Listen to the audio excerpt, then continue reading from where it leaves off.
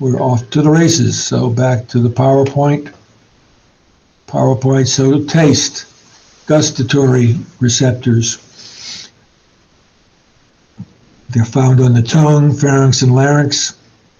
Supportive cells.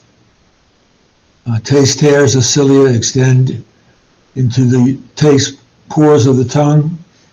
We can taste salt, sweet, sour, bitter, and umami. A flavoring taste that apparently originated in the Japanese part of the world. And these receptors are going to synapse in the medulla oblongata. On the tongue, you can map the location of different receptors. Toward the back of the tongue is the umami, and then the front of the tongue will have sour, bitter, salty, and sweet taste receptors that are located in various parts of the tongue. If you take a microscope image of prepared tongue tissue, you can see these taste receptors. What do they look like? In a pictorial representation, you have these taste hairs that are going to be able to tell you different tastes, sour, sweet, umami, and that information is sent to the central nervous system, and with smell we have taste. So olfactory information is routed directly to the cerebral hemispheres, and smell is obviously very important.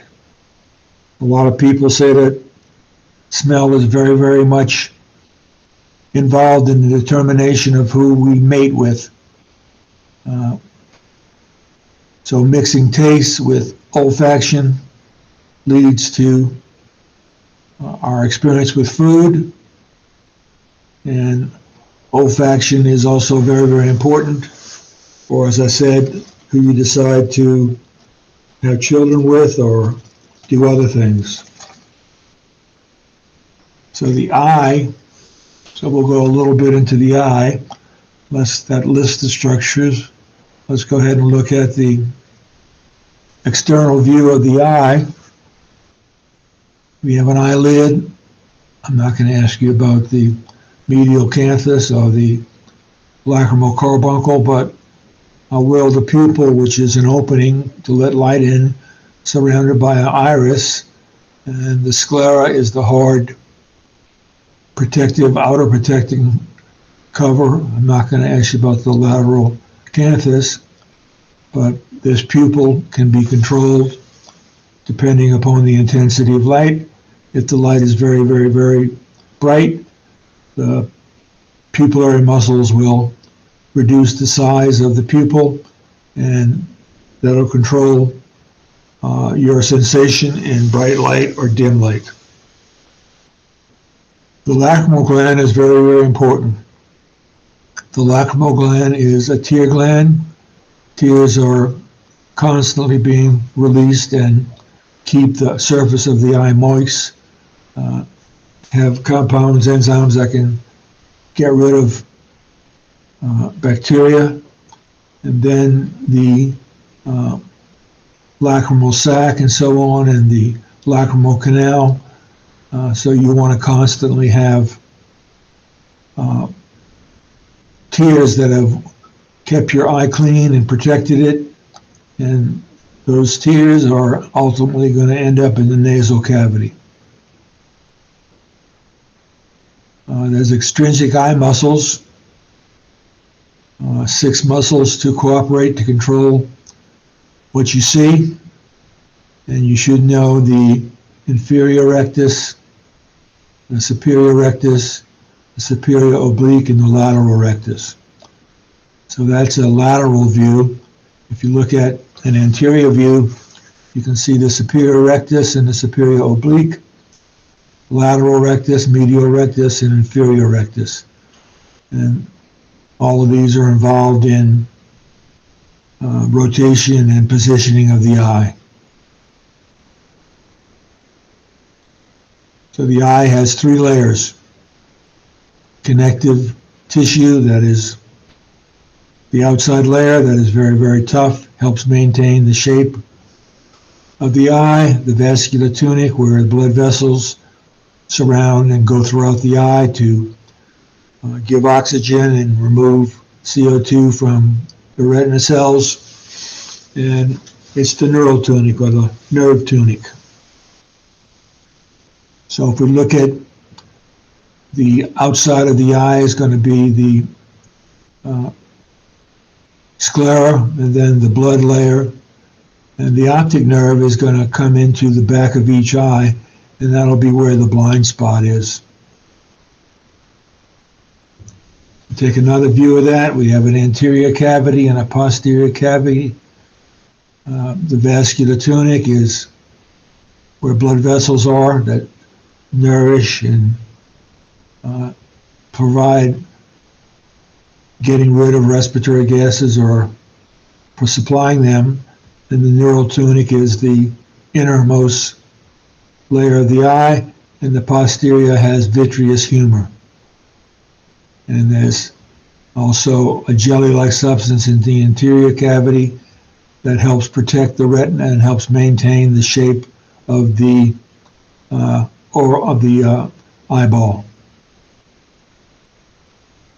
So I want you to know the muscles, the lens, the anterior chamber, the posterior chamber, the sclera, choroid, and retina, and the ciliary body that's connected to the suspensory ligaments with the ciliary muscles and ciliary body, and these muscles control the shape of the lens, which if the lens is very, very thick, you're looking at near objects. If you're looking at far objects, the lens will be extended and made much flatter.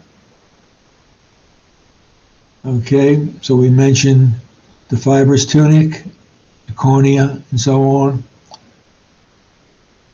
Okay, this is a repeat. So we talked about the iris, the ciliary body, the choroid, highly vascular. There's a great deal of blood supply in the choroid. The ciliary muscle and the ciliary processes connected to the suspensory ligament are going to control the thickness of the lens. You control when you can see near or see far. Many of us wear glasses so we can correct defects in vision, and that's been going on for a long time.